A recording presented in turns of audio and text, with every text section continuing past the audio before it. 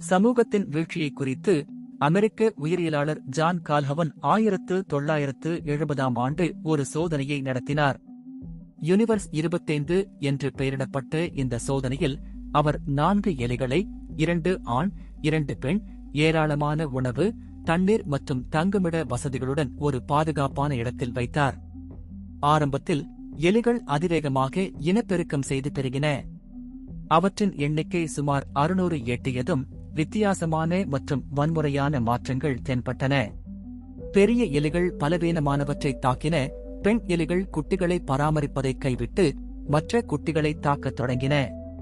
காலப்போக்கில் இறப்பு விகிதம் அதிகரித்து இனப்பெருக்க விகிதம் 0 குறைந்தது. உணவு ஏராளமாக இருந்த போதிலும் எலிகளிடையே ஒருபால் உறவு, காட்டு மிராண்டித்தனம் போன்ற வினோதமான நடத்தைகள் தோன்றின. 2 ஆண்டுகளுக்குப் பிறகு கடைசி எலியும் இறந்தது. இந்த சோதனையை 25 முறை மீண்டும் செய்தபோதும் அதே முடிவுகளே கிடைத்தன. இந்த சோதனைகள் மூலம் கால்ஹவன் ஒரு சமூகத்திற்கு எந்தவித சவால்களும் இல்லாமல் அனைத்து வசதிகளும் வழங்கப்பட்டால் அது இறுதியில் அழிவுக்கு வழிவகுக்கும் என்றும், எனவே சமூக சமநிலையும் மன அமைதியும் அவசியம் என்று கூறினார்.